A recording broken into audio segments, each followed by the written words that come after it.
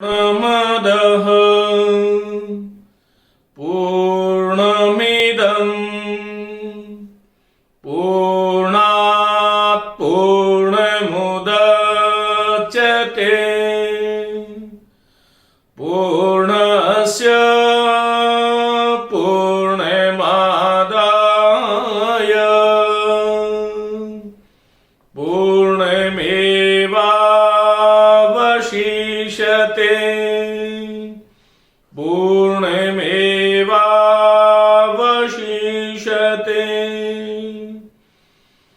ओम शांति शांति शांति। ओम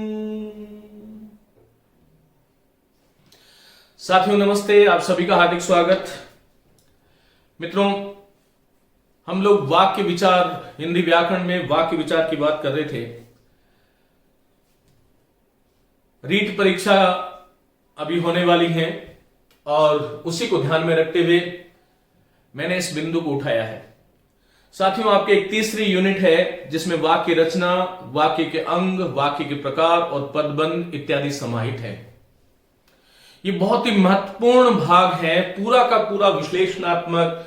मेरा कहने का तात्पर्य यह है कि हम हिंदी व्याकरण में जो कुछ सीखते हैं, शब्दों का जो साधुत्व असाधुत्व जो हम सीखते हैं, चाहे वो संधि, समास, उपसर्ग, प्रत्यय किसी भी माध्यम से हो, उनका विश्लेषण करना, उनको क्रियान्वित करना वाक्य के माध्यम से ही होता है। इससे पूर्व की जो कक्षा थी वो सभी प्रतियोगी परीक्षार्थियों के लिए थी और ये जो कक्षा होने वाली है ये भी तमाम परीक्षाएं जिसमें हिंदी व्याकरण पाठ्यक्रम में है उन सब के लिए है, लेकिन मैं रीट को आधार बना करके आपके साथ आया हूं। साथियों, पूर्व की कक्षा में मैंने आपसे ये कहा था, मैंने आपको ये बताया कि वाक्य कहते किसे हैं, वाक्य के अंग कौन कौन से होते हैं। आप लोगों ने यदि वो पहले वाली कक्षा नहीं सुनी है तो उस कक्षा को अवश्य सुने, क्योंकि आगे पहले वाली कक्षा का आगे वाला भाग है ये। मैंने आपको कहा था कि आकांक्षा, योग्यता, सन्निधि और तात्पर्य और अन्विति ये वाक्य के कुछ महत्वपूर्ण अंग है। यदि किस वाक्य में आकांक्षा नहीं है, योग्यता नहीं है, सन्निधि नहीं है, तात्पर्य नहीं है, कर्ता कर्म अर्थात संज्ञा और क्रिया, विशेषण और विशेष्य की अन्विति नहीं है, तो वो वाक्य जो है वो पदों का समूह होते हुए भी वाक्य नहीं कहलाता। साथ ही मैंने आपको ये बताया था वाक्य रचना में, जैसा कि मैंने आपको कहा था कि कर्ता, कर्म और क्रिया हिंदी की वाक्य संरचना में ये महत्वपूर्ण त्रयी है और इस घटक में क्रिया बहुत महत्वपूर्ण है। मैंने आपको यह समझाया था कि वाक्य में उद्देश्य किसे कहते हैं, विधेय किसे कहते हैं। साथ ही बहुत आवश्यक बात कि वाक्य रचना में किन किन नियमों का आपको ध्यान रखना चाहिए, ये पूर्व की कक्षा थी जिसके बारे में मैंने अभी आपको बताया। आइए आज हम बात करते हैं वाक्य के भेद कौन कौन से हैं। साथियों, वाक्य के जो भेद है वो हम 3 आधारों पर करते हैं। ध्यान रखिएगा, वाक्य जो भेद है वो 3 आधारों पर, हिंदी की जो व्याकरण है उसमें 3 आधारों पर वाक्य का भेद किया जाता है। पहला जो है वो अर्थ के आधार पर।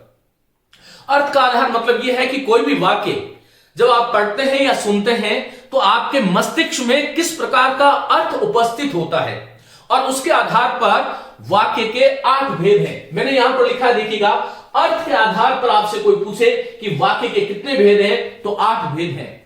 वो 8 भेद कौन कौन से हैं, आज इसी भेदों की हम बात करने वाले हैं। वाक्य के प्रकारों में आज हम अर्थ के आधार पर वाक्य के जो प्रकार है उसके बारे में बात करने वाले हैं। बहुत ध्यान से सुनिएगा। और फिर रचना अर्थात संरचना के आधार पर वाक्य के कौन कौन से भेद हैं। हम किसी भी वाक्य को सरल वाक्य के रूप में बोलते हैं या फिर मिश्रित, जिसे हम मिश्र वाक्य कहते हैं, उसके रूप में बोलते हैं, अथवा फिर संयुक्त वाक्य के रूप में हम बोलते हैं। हम बात करेंगे आगे वाली कक्षा में कि सरल, मिश्र और संयुक्त वाक्य किस किस प्रकार से होता है, किन बातों का हमें ध्यान रखना चाहिए। ये बहुत सीधी सीधी बातें हैं, हमें कुछ उन चीजों को जानना होगा। तो मैंने कहा कि अर्थ के आधार पर 8 भेद हैं और रचना के आधार पर वाक्य के 3 भेद हैं। एक प्रश्न इस प्रकार से भी आता है कि निम्न में से कौन सा भेद अर्थ के आधार पर नहीं है, कौन सा वाक्य का भेद रचना के आधार पर नहीं है। तो रचना में मैंने आपको तीन भेद बताए, सरल, मिश्र और संयुक्त। फिर उसके बाद में प्रयोग के आधार पर, प्रयोग कह दें या कहने की जो विवक्षा है, किसी भी बात को हम हिंदी में 3 प्रकार से कह सकते हैं। जब कर्ता को आधार बना के कहते हैं तो कर्तृवाची है, कर्म को आधार बना के कहते हैं तो कर्मवाची है, और कर्ता और कर्म को गौण मानते हुए भाव के आधार पर कोई बात हम करते हैं तो उसको हम हिंदी में भाववाची कहते हैं। प्रयोग के आधार पर 3 भेद हैं, कर्तृवाची, कर्मवाची और भाववाची। संरचना के आधार पर 3 भेद हैं, सरल, संयुक्त और मिश्र। लेकिन वाक्य के अर्थ के आधार पर 8 भेद हैं। वो कौन कौन से भेद हैं मेरे साथ आप देखिएगा। साथियों, पहला भेद है, पहले हम इसके बारे में कुछ बात करेंगे, फिर वहां पर जो ये मैटर मैंने आपके लिए लिखा है बहुत महत्वपूर्ण है, इसके बारे में हम बात करेंगे। अर्थ के आधार पर कुछ वाक्य होते हैं जिनको हम विधि वाक्य कहते हैं। ये आने वाला जो 5 मिनट है आप लोगों के लिए बहुत महत्वपूर्ण है। मैं आपको समझाने वाला हूं कि कैसे कैसे हमें ये समझ में हमें कैसे जानना चाहिए कि ये वाक्य विधि वाक्य है। विधि वाक्य को हम लोग विधानार्थक वाक्य भी कहते हैं। ध्यान से सुनिएगा, विधि वाक्य को हम विधानार्थक वाक्य भी कहते हैं, उसको हम स्वीकारात्मक वाक्य भी कहते हैं। यदि मैं ये बात कहूं कि सामान्यतया किसी वाक्य के माध्यम से किसी बात का या किसी काम का होना पाया जाता है, जहां पर सकारात्मकता हो, वह सारे के सारे विधान अर्थ, विधान का विधि का अर्थ होता है स्वीकार, स्वीकार्य। किसी बात की जो स्वीकारता है, जो सकारात्मकता है, किसी काम का जो होना जिससे पाया जाता है, वो विधि वाक्य है। हिंदी में अधिकांश वाक्य हैं विधि वाक्य हैं। जैसे मैं कह रहा हूं, मैं आ रहा हूं, मैं जा रहा हूं, वह जा रहा है, शाम खड़ा है, ताजमहल सुंदर है, वर्षा हो रही है, मयूर नाच रहे हैं। ये सारे के सारे जो वाक्य अभी मैंने बोला, मैंने कहा नालंदा विश्वविद्यालय भारत का पुरातन विश्वविद्यालय है। मैंने ये इस प्रकार के जो सकारात्मक वाक्य जिससे हम किसी काम के होने की अथवा स्थिति के बारे में जिससे हमें पता चलता है, वो सारे के सारे विधान अर्थक वाक्य या फिर हमें उसे विधि वाक्य कहना चाहिए। अर्थ के आधार पर सकारात्मक वाक्य जो होते हैं उसे हम विधि वाक्य अथवा विधानार्थक वाक्य कहते हैं। दूसरा वाक्य मैंने आपके सामने लिखा है निषेधार्थक या निषेधवाचक या निषेध सूचक वाक्य। साथियों, 3 हमारे यहां पर हिंदी में निषेध सूचक अव्यय है। एक तो न है, एक नहीं है और एक मत है।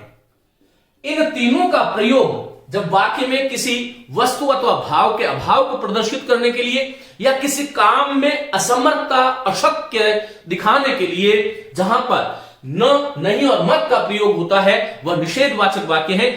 विस्तार से हम अभी बाद में बात करने वाले हैं। पहले मैं इनकी परिभाषाएं दे रहा हूं ताकि आपकी मस्तिष्क में एक चित्र बन जाए कि हम पढ़ने वाले क्या है। तो ऐसा वाक्य, लेकिन यहां पर हमें ध्यान रखना चाहिए कि ये न, नहीं और मत, ये जो है उससे निषेध होना चाहिए। किसी भाव का, किसी पदार्थ का या किसी कथन का निषेध, किसी क्रिया का निषेध अवश्य प्रकट होना चाहिए। अन्यथा न, नहीं और मत भले वाक्य में हो लेकिन वहां पर निषेध वाक्य नहीं होते, निषेधार्थक वाक्य नहीं होते, ये ध्यान रखिएगा। तीसरा प्रकार का जो वाक्य है उसको हम आज्ञार्थक वाक्य कहते हैं। आज्ञार्थक जिसको आप आज्ञा बोलते हैं, मैं उसको आज्ञा बोलता हूं। आज्ञार्थक या आदेशात्मक वाक्य, देखिए ये बहुत महत्वपूर्ण वाक्य है। हिंदी में मैंने आपको बताया था, जब मैंने आपको क्रिया प्रकरण पढ़ाया था, तू उठ, तू बैठ, तू चल, जिसको हम धातु कहते हैं या मूल धातु, जिसको हम मूल क्रियापद कहते हैं, उसका प्रयोग उठिए, बैठिए, चलिए, आइए, सोइए, जाइए, इस प्रकार के जहां पर हम प्रार्थना करते हैं, परामर्श देते हैं, आग्रह करते हैं, इस प्रकार के जो वाक्य हैं हिंदी में आज्ञार्थक वाक्य हैं। इसके बारे में विस्तार से आगे बात करेंगे। फिर यहां पर प्रश्नवाचक वाक्य। प्रश्नवाचक वाक्य में कई बार विद्यार्थी क्या करता है, क्यों, कब, कैसे, किसका, कितना, किधर, कौन, इस प्रकार के प्रश्नों को, इस प्रकार के शब्दों को वो ढूंढा करता है।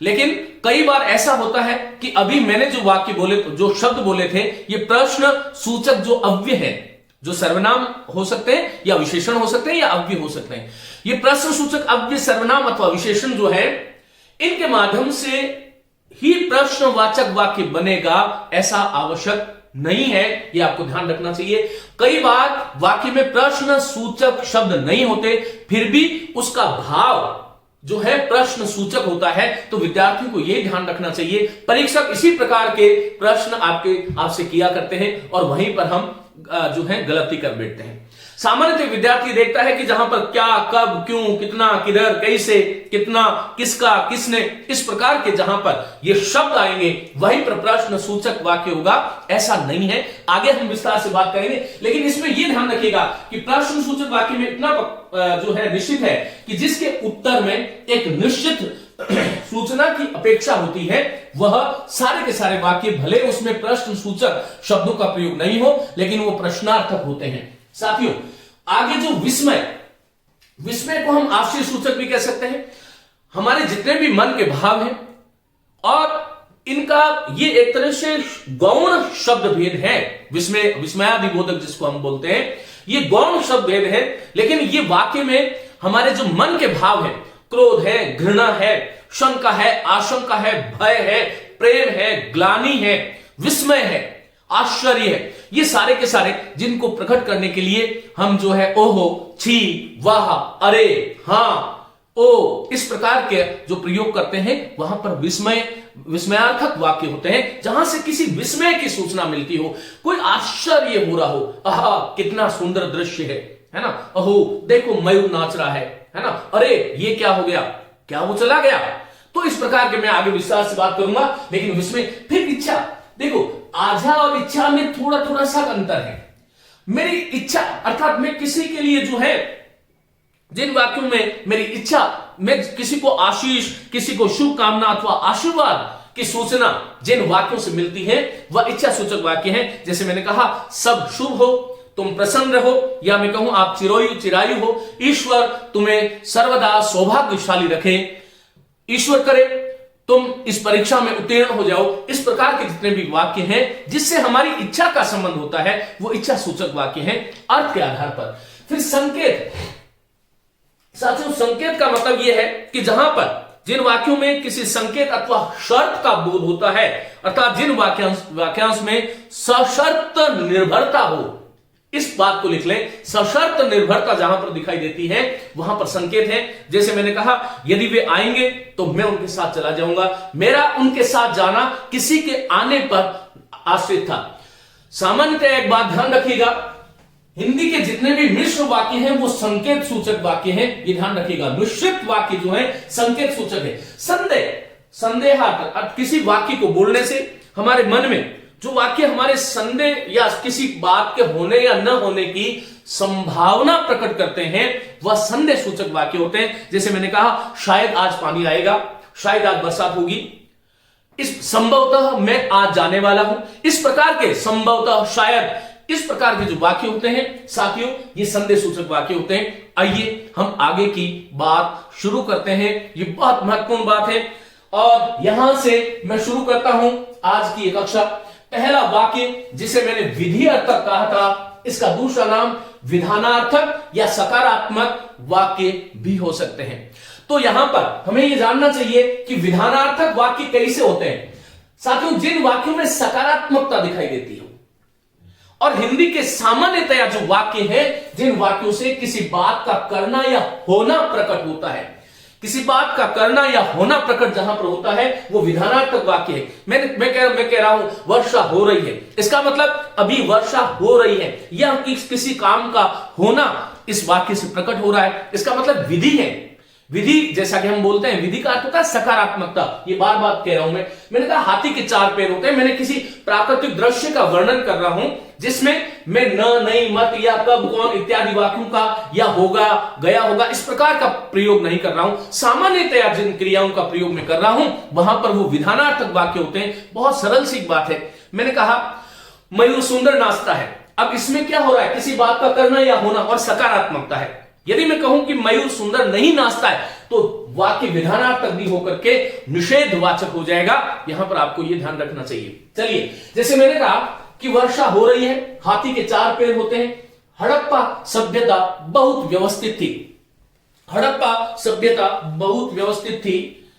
तो यहां पर इस प्रकार की जो ये चीजें जहां पर होती हैं, जहां पर सकारात्मकता अपेक्षित हो, वहां पर ये ऐसे वाक्य जो हैं विधानार्थक वाक्य होते हैं। इसका आप स्क्रीनशॉट ले लें, मैं इसको मिटाने वाला हूं। साथियों, दूसरा प्रकार का जो वाक्य है अर्थ के आधार पर, हमने ये पढ़ लिया कि जहां पर अर्थ के आधार पर हमें सकारात्मकता प्रकट दिखे वहां पर वो विधानार्थक या विधि वाक्य है। दूसरा वाक्य निषेधवाचक है। निषेधवाचक का अर्थ है किसी विषय का अभाव। कोई वाक्य ऐसे हो जिस वाक्य को पढ़ने या सुनने के बाद में हमारे मस्तिष्क में किसी विषय का अभाव उपस्थित होता हो, या फिर मैंने कहा अथवा कार्य के न होने का भाव हो। कार्य के न होने का, मैं आज नहीं जा सकता, हिंदी के जितने भाववाच्य हैं और जो असमर्थता बोधक वाक्य हैं वो सारे के सारे हिंदी में निषेधवाचक वाक्य होते हैं। इसको आपको बहुत ध्यान से पढ़ना है। तो किसी विषय का अभाव हो अथवा किसी कार्य के न होने का भाव जहां पर परिलक्षित हो वहां पर वो निषेधवाचक वाक्य होते हैं। साथियों, मैंने एक वाक्य आपसे पूछा, मैंने कहा कि बिना अग्नि के धुआं नहीं उठता। आपने ये वाक्य सुना, आपके मन में धुएं के नहीं उठने का अर्थात काम के नहीं होने का एक निषेध, एक नकारात्मक भाव आपके मन में उपस्थित हो गया। इसका मतलब ये निषेधात्मक वाक्य है। मैंने कहा इस वक्त आपका बोलना उचित नहीं है, इस वक्त इस समय आपका बोलना उचित नहीं है, इस वक्त आपका आना उचित नहीं है, तुम्हें वहां नहीं जाना। तो इस प्रकार का प्रयोग जो है, इस वक्त आपका बोलना उचित नहीं है, ये वाक्य निषेधवाचक है। अब हमें ये जानना चाहिए कि हिंदी के जो निषेधात्मक वाक्य हैं वो संरचना के आधार पर, मैंने आपको कहा था कि संरचना के आधार पर वाक्य के 3 प्रकार होते हैं, सरल, संयुक्त और मिश्र। साथियों, यहां पर हमें ध्यान रखना चाहिए कि निषेधवाचक जो वाक्य होते हैं उनकी संरचना तीनों आधारों पर की जा सकती है। सरल वाक्य के रूप में भी निषेधवाचक वाक्य हो सकते हैं, मिश्र वाक्य के रूप में भी निषेधवाचक वाक्य हो सकते हैं, और संयुक्त वाक्य के रूप में भी निषेधवाचक वाक्य हो सकते हैं। ये बात आपको समझना चाहिए। सरल वाक्य जैसा कि हम जानते हैं कि जहां पर एक उद्देश्य या एक से अधिक उद्देश्य हो, लेकिन जहां पर किसी वाक्य में एक ही विधेय अर्थात एक ही क्रिया का प्रयोग होता है, हिंदी में ऐसे वाक्यों को हम सरल वाक्य कहते हैं।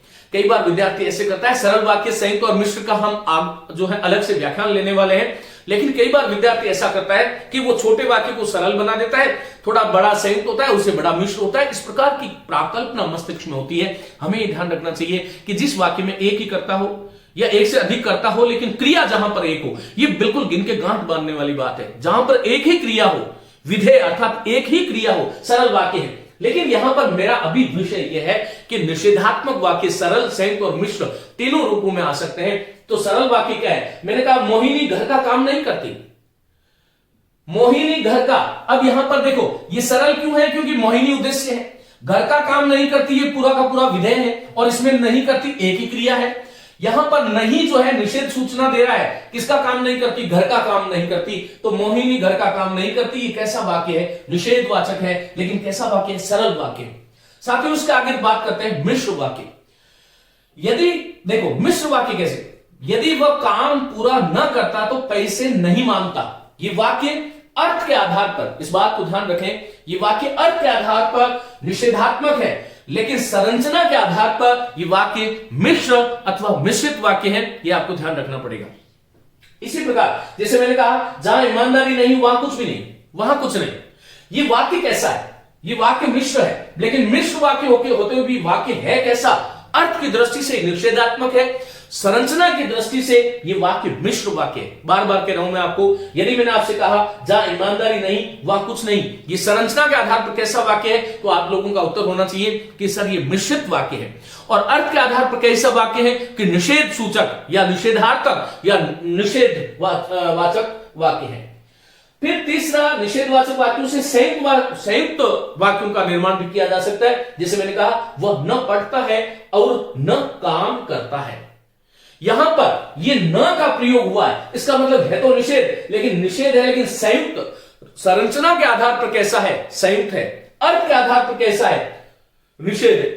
मैंने कहा ये उसके परिश्रम का फल नहीं, यहां पर नहीं का प्रयोग हुआ है, भाग्य का प्रताप है, लेकिन साथियों ये उसके परिश्रम का फल नहीं, कोमा, यहां पर कोमा आपको दिखाई दे रही होगी, ये भाग्य का प्रताप है। ये वाक्य संरचना की दृष्टि से संयुक्त वाक्य है, लेकिन अर्थ की दृष्टि से निषेधवाचक है, ऐसा आपको ध्यान रखना चाहिए। चलिए अब यहां पर देखो, एक बहुत महत्वपूर्ण, जिसको मोस्ट इंपोर्टेंट करके आपको सुनना है। कई बार क्या होता है, विद्यार्थी इन शब्दों को रख लेता है कि जहां पर न, नहीं और मत आएगा हम निषेध सूचक कर देंगे। गुरुजी भी कदाचित जो है विस्तार से नहीं पढ़ा पाते और यहां पर यही गड़बड़ कर बैठते हैं। परीक्षार्थी सबसे बड़ी परीक्षा में ये गड़बड़ करता है। ये ध्यान रखिएगा कि यहां पर ये जो वाक्य है, तुम मंदिर में मत जाओ, यहां मेरी बात को ध्यान से सुनिएगा। मैंने कहा तुम मंदिर में मत जाओ, ये वाक्य मत का प्रयोग हुआ है, ये निषेधवाचक होना चाहिए था। लेकिन आपको ध्यान रखना चाहिए कि निषेधवाचक तो है, लेकिन ये मत जाओ, आजा देना या आजा लेना, ये आधार सूचक भी है, इसलिए ये आधार्थक वाक्य हो गया है, ये ध्यान रखिएगा। यदि मैं इसमें मत के प्रयोग की दृष्टि से देखूं तो निषेध है, लेकिन इसको अर्थ की दृष्टि से देखूं तो आजा दी जा रही है। तुम मंदिर में मत जाओ, तुम वहां मत जाओ, तुम यहां मत बैठो, तुम ये मत खाओ, तुम वो मत खाओ। तो इस प्रकार के वाक्यों में मत का प्रयोग हो रहा है, लेकिन ये वस्तुतः जो है हमें ऐसा ध्यान रखना चाहिए कि निषेधवाचक होते हुए भी ये वाक्य आधार्थक है। परीक्षक आपसे कोई एक ही तो पूछेगा, लेकिन आपको यह ध्यान रखना चाहिए क्योंकि यह वाक्य अर्थ के आधार पर आधार्थक है, निषेध का प्रयोग हुआ है, लेकिन निषेध का प्रयोग होने से यहां पर जो है निषेधवाचक वाक्य नहीं होगा, आपको ऐसे ध्यान रखना चाहिए। फूल मत तोड़ो, इसमें आज्ञा दी जा रही है, मत का प्रयोग हुआ है। मुसीबतें मेरा मन डिगा न सकी, न का प्रयोग हुआ है, यहां पर ये आधार्थक तो नहीं है, ये निषेध सूचक है। मुसीबतें मेरा मन डिगा न सकी मतलब किसी काम का अभाव है। दुश्मन मेरा कुछ न बिगाड़ सका, ये सारे के सारे जो इस प्रकार के जो वाक्य होते हैं साथियों, ये निषेधवाचक वाक्य होते हैं। आपको इस प्रकार से ध्यान रखना चाहिए। उम्मीद है कि आपको परीक्षा में इससे ज्यादा जो है कठिनता का स्तर नहीं होता। यहां से आपको जो है इसको ढंग से आपने देख लिया तो फिर आपको ये समस्या आने वाली नहीं है। चलिए आगे चलता हूं और आगे बात करते हैं।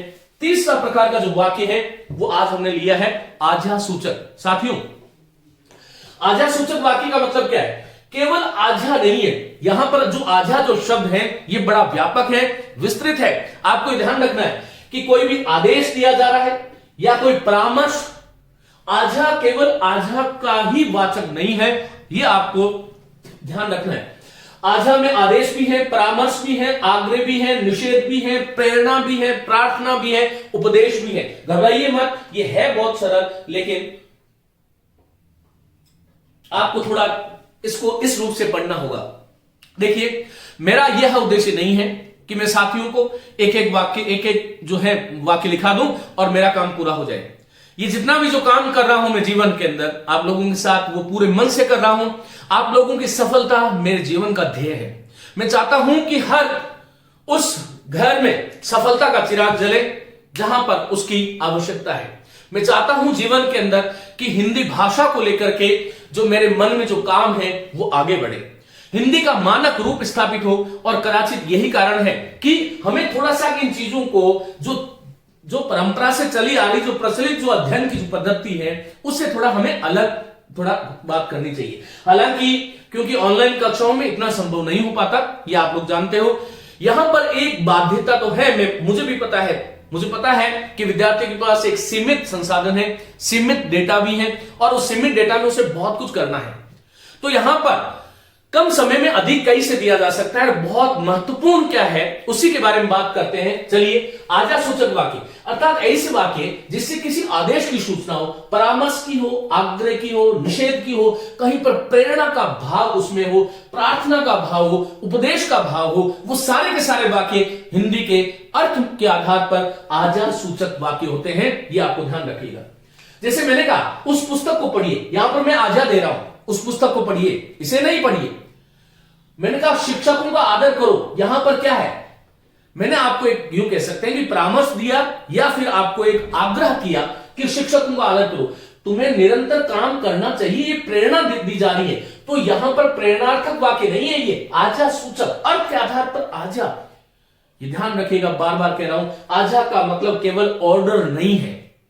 आपको ये ध्यान रखना होगा। इस प्रकार के वाक्य तुम्हें निरंतर काम करना चाहिए, जिनमें पढ़िए, लिखिए, आइए, बैठिए, सोइए, जाओ, खाओ, बैठो, उठो, चल, आ, जा, खा, पी, इस प्रकार की जो क्रियाएं जहां पर आ रही हैं वो सारे के सारे वाक्य जो हैं आज्ञा सूचक वाक्य हैं। ये बहुत ध्यान से आपको सुनना है।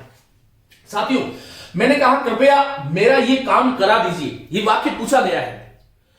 कृपया आप मेरा यह काम करा दीजिए। ये वाक्य अर्थ के आधार पर आजा सूचक है, लेकिन इसमें झलक क्या आ रही है? प्रार्थना। यह आपको ध्यान रखना चाहिए। आजा सूचक वाक्यों के फिर अवान्तर भेद होते हैं। मैंने आपको कहा निषेध सूचक जो वाक्य है उसके भी कई भेद हैं, लेकिन मैंने वहां पर आपको संक्षिप्तता की दृष्टि से बहुत गहराई में नहीं लेकर के जाना चाहता था, इसलिए मैंने आपको कुछ मुख्य मुख्य बातें बता दी। इसी प्रकार आपको ध्यान रखना चाहिए, सच बोलो, सदाचारी बनो, ये उपदेशात्मक वाक्य है, लेकिन ये किसमें आ रहे हैं? आजा में। आपको ध्यान रखना चाहिए कि आजा का सामान्य अर्थ ऑर्डर होता है, लेकिन अर्थ के आधार पर जो आजा सूचक वाक्य है वो केवल ऑर्डर तक सीमित नहीं है। उसमें आदेश, परामर्श, आग्रह, निषेध, प्रेरणा, प्रार्थना, उपदेश, आग्रह सब कुछ उसके अंदर समाहित है। यह आपको ध्यान रखना चाहिए। मैंने कहा आप अवश्य पधारें, यहां पर यह आग्रह है, मेरे बच्चे का जन्मदिन है, आप अवश्य पधारें, यह आग्रह किया जा रहा है किसी से, लेकिन यहां पर ऑर्डर तो नहीं है ना। इसका मतलब आग्रह करना भी आजा सूचक वाक्यों के अंतर्गत आता है, यह आपको ध्यान रखना चाहिए। मैंने कहा खबरदार उसे मत छूना। देखो यहां पर अर्थ की दृष्टि से मत का प्रयोग हुआ है, निषेधात्मक वाक्य नहीं है, क्योंकि इसमें भाव जो है वो आज्ञा का है। सबसे बड़ा जो उस वाक्य का जो भाव है वो आज्ञा का है। आपको ऐसे ध्यान रखना चाहिए। साथियों, इस प्रकार आज्ञा सूचक वाक्य समाप्त होते हैं। चलिए आगे बात करते हैं हम प्रश्न सूचक वाक्य। यहां पर देखिएगा प्रश्नवाचक वाक्य कैसे होते हैं। मैंने आपको कहा कि आमतौर पर विद्यार्थी के मन मस्तिष्क में यह होता है कि जिन वाक्यों से प्रश्न का बोध होता है और जिसमें प्रश्न सूचक शब्दों का प्रयोग किया जाता है। मैं इस पर एक पूरा व्याख्यान दे सकता हूं 1 घंटे तक, लेकिन आपको यह ध्यान रखना चाहिए कि भाई जिनके उत्तर में एक निश्चित सूचना अपेक्षित होती है। यहां पर आपको मैं कहना चाहूंगा कि जो हमारा विराम चिन्ह जो है उसमें एक चिन्ह है प्रश्नवाचक चिन्ह, और ये प्रश्नवाचक जो चिन्ह है ये यदि वाक्य के अंत में आ रहा है और भले उसमें क्यों, कब, कैसे, कितना, कौन, किधर, किसने, इनका प्रयोग नहीं हो, लेकिन फिर भी वो प्रश्न सूचक वाक्य है, क्योंकि उसमें एक निश्चित सूचना की अपेक्षा होती है। आपको ऐसा ध्यान रखना है। आपको यह ध्यान रखना है कि जिन वाक्यों में कौन, क्या, कब, कैसे, कहां, किस लिए, कैसा, कितना, किधर, देखो कौन, क्या, कब, कैसे, कैसे, कैसा, कैसी, कहां, किस लिए, कितना, कितनी, कितने, किधर, किसने। अब यहां पर सर्वनाम शब्द आप मेरे पढ़िएगा, मैंने बहुत विस्तार से प्रश्नवाचक सर्वनाम आपको पढ़ाया, आपको बड़ा आनंद आएगा। मैंने आपको कहा था कि प्रश्नवाचक अर्थात किसने, किसको, किसे, किसके द्वारा, किसके लिए, किससे, किसका, किसकी, किसके, किसमें और किस पर, ये सारे के सारे जो सर्वनाम, प्रश्न सूचक जो सर्वनाम है वो वाक्य में कहीं भी प्रयुक्त हो रहे हैं, तो इसमें कोई शंका नहीं कि प्रश्न सूचक नहीं होंगे। लेकिन मैंने कहा क्या बात है, अब मैंने आपसे कह दिया क्या बात है, वाह क्या बात है। अब यहां पर क्या का प्रयोग हुआ है और आपसे एग्जामिनर पूछे कि वाह क्या बात है, ऐसा वाक्य, ये वाक्य का अर्थ कैसा है, तो साथियों ये वाक्य जो है विस्मय है, इसमें क्या का प्रयोग हुआ है। तो कई बार वाक्यों में प्रश्न सूचक अवयवों का प्रयोग होने पर भी वह वाक्य जो है अर्थ के आधार पर प्रश्न सूचक नहीं होता, ऐसा आपको ध्यान रखना चाहिए। तो यहां पर देखिएगा, जैसे मैंने कुछ वाक्य लिखे, राम क्यों और कैसे आया। यहां पर क्यों और इतना सरल आपसे पूछने वाला कोई नहीं है, मेरी क्या गलती थी, कोई ना कोई उत्तर आएगा। हिंदी सम्मेलन कब है, कोई ना कोई उत्तर आएगा। लेकिन ये वाक्य देखिए, मैं आपसे पूछता हूं कि वह राजा है या भूमि चोर। वह राजा है, ये वाक्य देखिएगा, वह राजा है या भूमि चोर। इस वाक्य में कौन, क्या, कब, कैसे का प्रयोग नहीं है, लेकिन ये वास्तव में अर्थ के आधार पर प्रश्नवाचक वाक्य है, ऐसा आपको ध्यान रखना है। वह राजा है या भूमि चोर, आगे प्रश्नवाचक चिन्ह है, तो इसका मतलब इससे हमें एक निश्चित उत्तर, ये आपको ध्यान रखना है कि ऐसा वाक्य जिससे आपको कोई निश्चित उत्तर अपेक्षित हो, उत्तर देना ही होगा। इस प्रकार के जो वाक्य होंगे वो सारे के सारे वाक्य जो होंगे प्रश्न सूचक होंगे। मैंने आपसे पूछ लिया कि इकन्नी लोगे कि दुअन्नी, ये इकन्नी लोगे कि दुअन्नी, ये वाला जो वाक्य है, अब इसमें कौन, कब का प्रयोग नहीं है, और एग्जामिनर ने आपसे पूछ लिया कैसा वाक्य है, तो साथियों ये प्रश्नवाचक है। यहां पर क्योंकि इकन्नी लोगे कि दुअन्नी, यहां पर आपको कहना पड़ेगा कि मैं इकन्नी लूंगा या दुअन्नी लूंगा।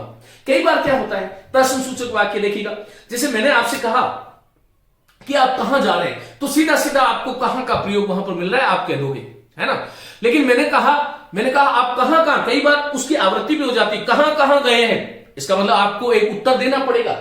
तुम उठ रहे हो या मैं जाऊं, इसमें कोई प्रश्न सूचक शब्द का प्रयोग नहीं है, तुम उठ रहे हो या मैं जाऊं, लेकिन ये वाक्य अर्थ के आधार पर प्रश्न की सूचना है, अर्थात एक निश्चित उत्तर की अपेक्षा इससे है। आपको एक दिमाग में बात रखनी पड़ेगी कि जिससे निश्चित उत्तर की एक जो है अपेक्षा होती है, वो सारे के सारे वाक्य जो है प्रश्नवाचक होते हैं। मैंने कहा तुम लड़ना चाहती हो या नहीं, तुम लड़ना चाहती हो या नहीं, इसका मतलब एक उत्तर देना पड़ेगा। आगे क्या है, साइन ऑफ इंट्रोगेशन, प्रश्नवाचक चिन्ह है।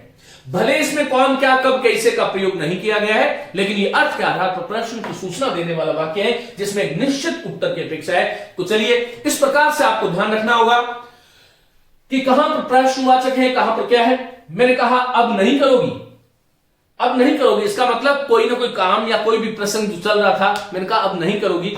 ये जो वाक्य इस प्रकार के जो है, भले जो है इसमें कौन कब कैसे का प्रयोग नहीं हुआ है, लेकिन इन वाक्यों से हमें एक निश्चित उत्तर की अपेक्षा है और इसलिए ये वाक्य जो है प्रश्नवाचक वाक्य है। आगे हम बात करेंगे विस्मय, इच्छा, संकेत और संदेह की। तो आइए आगे हम बात करते हैं कि ये किस प्रकार से होता है।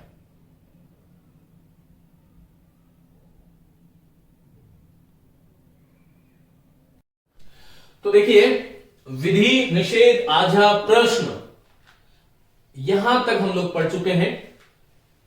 अर्थ के आधार पर जो हमने 8 भेद माने, अभी तक 4 पढ़ चुके हैं और आइए इन चारों के बारे में आगे बात करते हैं। साथियों, उसके आगे वाला जो अर्थ के आधार पर जो भेद है वह विस्मयादि बोधक है। देखिए बहुत महत्वपूर्ण है, आपको ऐसे ध्यान रखना चाहिए। विस्मयादि बोधक जो है उसको हम आश्चर्य सूचक वाक्य भी कहते हैं, जो आश्चर्य की सूचना देते हैं, आश्चर्य सूचकता जिनमें परिलक्षित होती है, वह जो है विस्मयादि बोधक है। देखो, जो वाक्य जो है आश्चर्य, विस्मय, शोक, क्रोध, हर्ष, घृणा आदि भावों को अभिव्यक्त करें। हम किसी वाक्य को सुनते हैं, देखिए व्याकरण एक अलग चीज है, जहां पर एक मैं सदैव आपको कहता हूं कि व्याकरण में किसी भी पद का कोई निश्चित अर्थ नहीं होता। इस बात को आपको ध्यान रखना है। किसी भी पद का कोई निश्चित अर्थ नहीं होता जब तक हम उसका वाक्य में प्रयोग नहीं कर दें। तो यहां पर इस बात को आपको समझना है। एक तो ये ध्यान रखें कि संसार की सभी भाषाओं में इन शब्दों का प्रयोग प्रमुख स्थान है और ऐसे शब्द हैं जो स्वभावतः घृणा को, हर्ष को, शोक को, आश्चर्य को, भय को, क्रोध को, ग्लानि को, प्रेम को व्यक्त करते हैं। तो यहां पर अच्छा, दूसरा मैंने आगे भी आपको बताया है कि संसार की सभी भाषाओं में ओह का प्रयोग होता है। ओह, आह, ओह, ओह, वाह, ये जो प्रयोग है ये 4 महत्वपूर्ण है जो विस्मयादि बोधक। विस्मय आदि केवल विस्मय नहीं है, यहां पर हर्ष भी है, शोक भी है, क्रोध भी है, घृणा भी है, प्रेम भी है, आश्चर्य भी है। तो यहां पर हमें ध्यान रखना चाहिए कि विस्मयादि बोधक को हमें 2 भागों में बांटना चाहिए। एक तो मूलतः आश्चर्य के सूचक शब्द, जो मूलतः ही आश्चर्य की सूचना देने वाले हैं, वह मूलतः आश्चर्य सूचक। जैसे मैंने कहा अरे, मूलतः आश्चर्य सूचक क्यों? साथियों, ऐसे शब्द जो सदैव आश्चर्य, घृणा, शोक इत्यादि को प्रकट करते हैं वो मूलतः आश्चर्य सूचक हैं। ये आपको बहुत काम की बात बता रहा हूं मैं आपको, जो जिनके माध्यम से हमेशा हमें आश्चर्य, घृणा, शोक, प्रेम इत्यादि की सूचना ही मिलती है। इनका जन्म इसलिए हुआ है। तो यहां पर आप देखिएगा, अरे अरे तुम आ गए, एकदम जो है जहां पर जो कहीं ना कहीं कोई आश्चर्य प्रकट हो रहा है, वाह कितना सुंदर दृश्य है। इसी प्रकार मैंने कहा हाय राम, वो चला गया, हाय। तो इसी प्रकार उफ, कैसी गर्मी है, तो यहां पर उफ है। आहा, ये क्या हो गया, ओहो आप किधर से आए। तो यहां पर आप ध्यान रखिए मूलतः आश्चर्य सूचक है, क्योंकि ऐसे शब्द जो सदैव आश्चर्य की, घृणा और शोक की सूचना देते हैं वो मूलतः आश्चर्य सूचक है।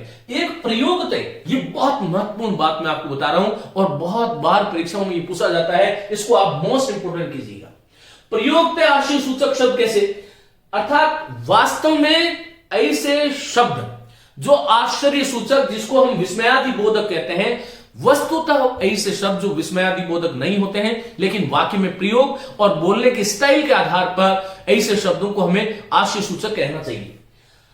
साथियों, संदर्भ विशेष में आश्चर्य सूचक के समान प्रयुक्त होने वाले जो शब्द हैं उसको हम प्रयोगतः आश्चर्य सूचक कहते हैं, और जो वास्तव में जो है उनको हम मूलतः आश्चर्य सूचक कहते हैं। अब ऐसे कौन से शब्द है? देखो, मैंने कहा अच्छा। अब मैंने आपसे पूछा कि अच्छा क्या शब्द है, तो सामान्यतः विद्यार्थी को लगता है कि अच्छा, अच्छी, ये सब विशेषण है। अरे लेकिन वाक्य में प्रयोग होने पर उसका अलग अलग संदर्भ बदल जाता है। मैंने कहा लड़का अच्छा है, अच्छा लड़का जा रहा है, तो इसमें विशेषण है। अच्छा आप आ गए हैं, अच्छा आप आ गए, अच्छा वह चला गया, तो यहां पर अच्छा विशेषण नहीं है। यहां पर अच्छा जो है वो जो है विस्मयादिबोधक वाक्य है, आपको ये ध्यान रखना है। मैंने कहा सीता अच्छा गाती है, इसमें आया हुआ अच्छा विस्मयादि अथवा विशेषण नहीं है। सीता अच्छा गाती है, इसमें क्रिया विशेषण है। तुम आगे अच्छे कहां रह गए, तो ये अच्छे जो इस वाक्य में आया है वह सर्वनाम है। इसलिए मैं सदैव आपको कहता हूं कि व्याकरण में किसी भी शब्द का जब तक हम वाक्य में प्रयोग न कर दें, जब तक उसका निश्चित अर्थ और निश्चित पद परिचय बताना बहुत मुश्किल है। ये आपको ध्यान रखना चाहिए।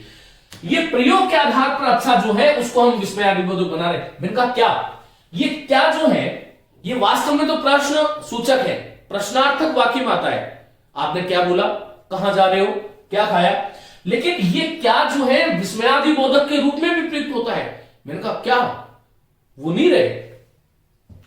तो यहां पर ये जो क्या एकदम जब आश्चर्य, यहां पर अनुतान से पता चलता है क्या वह चले गए, इसका मतलब क्या यहां पर विस्मयादिबोधक है। क्रोध में हम किसी को कहते हैं चुप, वैसे तो चुप अव्यय है, लेकिन चुप यहां पर इस प्रकार से जब हमने किया तो यहां इसका मतलब क्या है, विस्मयादिबोधक है। राम संज्ञा शब्द है, लेकिन हमने कहा राम राम, ये क्या हो गया। तो यहां पर यहां साइन ऑफ एक्सक्लेमेटरी, जिसको विस्मयादिबोधक चिन्ह हम कहते हैं, उसका प्रयोग हमें अवश्य करना चाहिए। इसी प्रकार बाप रे इतना लंबा सा, है ना, तो यहां पर हमें यह ध्यान रखना चाहिए बाप संज्ञा है, लेकिन यहां पर विस्मयादिबोधक का भी प्रयोग हो रहा है। कुछ वाक्य मैंने लिखे हैं साथियों, मैंने कहा अरे अरे ये चिराग कैसा, अब इसमें कैसा का प्रयोग हुआ है, इसको प्रश्नवाचक मत बना देना, आपको यह ध्यान रखना चाहिए। तो अरे ये चिराग कैसा, उफ कितनी भीड़ है, उफ यहां पर एक तरह से जो आश्चर्य हो रहा है, कितनी भीड़ है, कितनी सर्दी है, कितनी गर्मी है। तो इस तरह से ध्यान रखिएगा। मैंने कहा ओहो साक्षी जी आई हैं, यहां पर ओहो जो है ये इसका जो है सामान्यतया जो है विस्मयादिबोधक में प्रयोग होगा। इसी प्रकार मैंने कहा राम राम, जिसको छूना मना है उसको आप छू रहे हैं, राम राम। अब ये राम राम यहां पर संज्ञा है, लेकिन वास्तव में विस्मयादिबोधक है। इस वाक्य में आया हुआ राम राम संज्ञा नहीं है, ये विस्मयादिबोधक है। इसी प्रकार मैंने कहा क्या, महाबलाधिकृत अब नहीं रहे। तो इस प्रकार आपको ध्यान रखना चाहिए, विस्मयादिबोधक केवल ओहो आहा छी छी जो है वाह अरे यही नहीं होते हैं। इन वाक्यों इन शब्दों का भी यदि हमारा भाव में विस्मय की सूचना मिलती हो, आश्चर्य सूचकता जहां पर परिलक्षित होती हो, वो वास्तव में विस्मयादिबोधक है। मुझे उम्मीद है कि यहां से आप कोई गलती करने वाले नहीं है। चलिए साथियों हम आगे चलते हैं और आगे बात करने वाले हैं कि इच्छा बोधक। देखिए इच्छा बोधक का सीधा सीधा अर्थ है, अब बहुत सामान्य से बातें हैं, विशेष बातें हो गई हैं। इच्छा बोधक अर्थात ऐसे वाक्य जिससे किसी की इच्छा, किसी को आशीष शुभकामना आशीर्वाद, चार शब्द रट लो, इच्छा आशीष शुभकामना आशीर्वाद के भाव जहां पर जिस वाक्य में प्रकट होते हैं, ये इच्छा बोधक वाक्य हो। मैंने कहा सब शुभ हो। हम यहां पर भारतीय संस्कृति कहती है सर्वे भवन्तु सुखिनः सर्वे सन्तु निरामया, सब सुखी हो। यह हमारी कामना है, यह हमारी इच्छा है, मन के भाव है। और मैंने कहा आप चिरायु हो, इसका मतलब मैं आपको आशीष दे रहा हूं। आप चिरायु हो, चिर आयु, लंबी आयु वाले हो, चिरायु हो, और तुम जहां भी रहो सुखी रहो, ऐसी मेरी कामना है। ईश्वर तुम्हें सौभाग्यशाली रखे, ऐसा आशीर्वाद दिया जा रहा है। तो साथियों ये इच्छा बोधक बहुत सरल सी बात है, जहां पर इच्छा आशीष शुभकामना आशीर्वाद प्रकट हो, ऐसे वाक्यों को इच्छा बोधक वाक्य कहना चाहिए। आगे बात करता हूं संदेह सूचक। बहुत सरल सी बात है, आपको ये ध्यान रखना चाहिएगा। जो वाक्य संदेह या संभावना प्रकट करे, एक तो इसमें जैसे मैंने कहा उसने खाना खाया होगा, उसने खाना खाया होगा, यहां पर उसने खाना खाया होगा, उसने रात में खाना खाया होगा। ये जो वाक्य है, खाया होगा, आया होगा, गया होगा, वह इस वक्त बैठा होगा, वह इस वक्त क्या कर रहा होगा। इसमें इसका मतलब क्या है? संभावना प्रकट हो रही है। जहां पर जो वाक्य संदेह या संभावना को प्रकट करते हैं वह संदेह सूचक है। शायद आज बरसात आए, यहां पर यह निश्चय नहीं है कि आएगी आएगी, शायद आए। तो यहां पर हो सकता है वह आज शाम को आए, संभवतः आज मैं घूमने नहीं जाऊंगा, संभवतः शायद हो सकता है, होगा, गया, जा चुका होगा, खाया होगा, बैठा होगा। इस प्रकार की क्रियाएं जिस वाक्य में होती हैं, आप ध्यान रखिएगा, वहां पर संदेह सूचक वाक्य होंगे। आगे हम बात करेंगे कि हमारा अंतिम वाक्य है संकेतार्थक। संकेतार्थक में मैं आपको बता चुका हूं, सामान्यतया हिंदी के जितने भी मिश्र वाक्य हैं उसमें सशर्त वाचकता होती है, सशर्त निर्भरता होती है। साथियों, ये शब्द रख लो, संकेत जहां पर सशर्त निर्भरता हो, और हिंदी के जितने भी मिश्र वाक्य हैं वो अर्थ की दृष्टि से संकेतित होता है। मैंने कहा यदि परिश्रम करोगे तो सफलता मिलेगी। सफलता मिलना डिपेंड हो गया परिश्रम पर। संकेत है वो, सशर्त जो है निर्भरता वहां पर है। तो जिन वाक्यों में संकेत अथवा शर्त का बोध होगा, पानी बरसेगा तो फसल होगी। यहां पर आपको ध्यान रखना चाहिए कि फसल का होना डिपेंड है किस पर? पानी के बरसने पर। तो इस प्रकार के जो वाक्य होते हैं ये संकेतार्थक वाक्य हैं। मोहन मेहनत करोगे तो सफलता प्राप्त होगी। सफलता प्राप्त होने के पीछे जो संकेत है, सशर्त है, ये सशर्त निर्भरता है। सफलता तभी प्राप्त होगी जब मेहनत करोगे। और इसी प्रकार समय पर भोजन करोगे तो स्वस्थ रहोगे। 2 बार यदि आप भोजन करोगे तो ही स्वस्थ होने वाले हो, नहीं तो स्वस्थ होने वाले नहीं हो। समय पर भोजन करोगे तो स्वस्थ रहोगे। यहां पर स्वस्थ रहने की शर्त क्या है? समय पर भोजन करना। तो साथियों, ये अर्थ के आधार पर आज हमने ये पढ़ा 8 प्रकार के वाक्य होते हैं। उम्मीद है आप लोगों को बहुत अच्छे से समझ आया होगा। इसको ये बहुत सरल विषय है, लेकिन आपको थोड़ी सी सूक्ष्मता की तरफ आपको ध्यान देना पड़ेगा। मेरी बहुत शुभकामनाएं, लेकिन आपको ये ध्यान रखिएगा कि इनको रटिए मत। विद्यार्थी क्या करता है? किसी भी चीज को रट लेता है। रट करके आप तोते बन सकते हो, आप शिक्षक नहीं बन सकते, ये आप ध्यान रखिएगा।